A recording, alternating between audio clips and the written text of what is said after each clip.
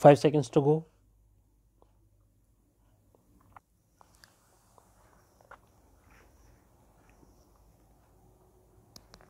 Start.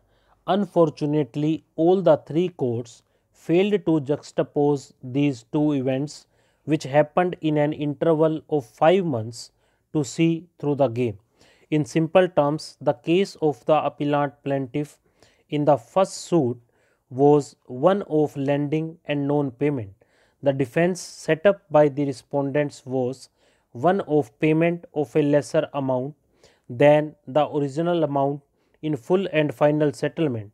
A party who admits receipt of certain amount of money on a particular date and pleads discharge by way of a full and final settlement at a later date is the one on whom the onus lies.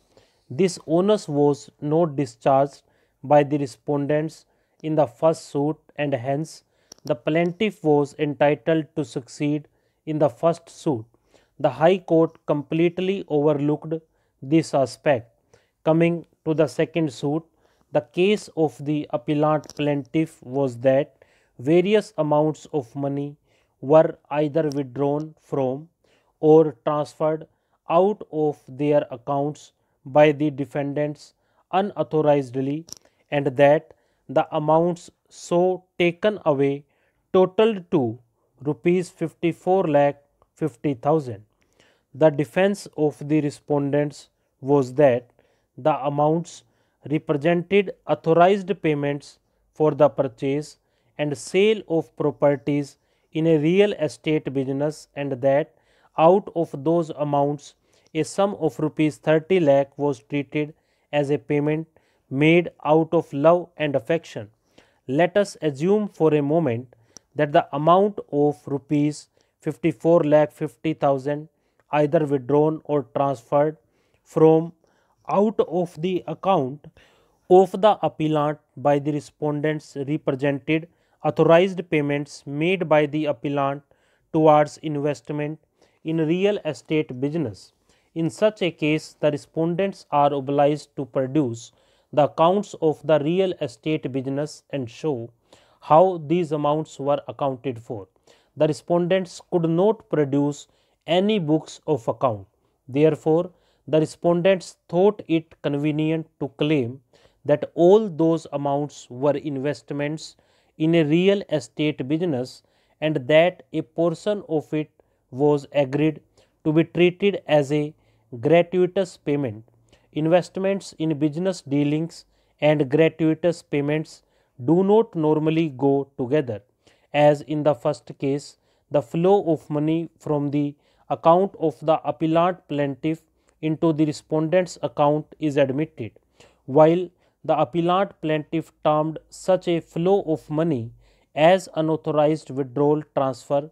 The respondents claimed the same to be part of investment in real estate business.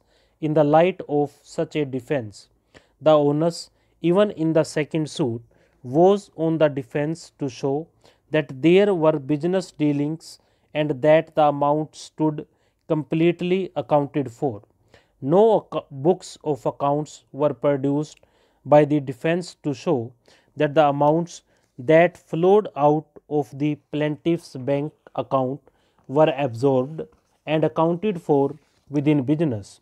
Exhibit D3 affidavit is a very curious document whose admissibility itself is questionable. It starts with a solemn affirmation reading, "We, Anita Rani and Sulabh Singla, do hereby solemnly affirm and declare as under," but it is signed only by Singla. According to this affidavit, sworn on 8th March 2006, the appellant plaintiff and her son had given rupees 30 lakh to the respondents out of love and affection. The affidavit goes further to say that there was no transaction between the deponents and the respondents. This affirmation allegedly made on 8th March 2006 that there was no transaction between them stands in contrast to the claim of full and final settlement made on 7th August 2006. In a suit for recovery of money, a defendant admitting the receipt of money but pleading that the same was a gratuitous payment is obliged to prove that it was a gratuitous payment. As a matter of fact, Exhibit D3 affidavit dated 8 March 2006 does not use the expression gratuitous payment but uses the expression love and affection.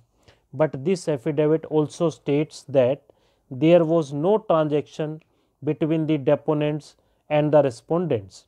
Thus, while placing reliance upon this affidavit, the defendants actually pleaded a mutually contradictory case as reflected in paragraph 8 of the written statement, which reads as follows. It is added that from the aforesaid amount, a sum of rupees 30 lakhs was given by the plaintiff to the defendants out of love and affection, being near relations, and there was no transaction between plaintiff and defendants to that effect.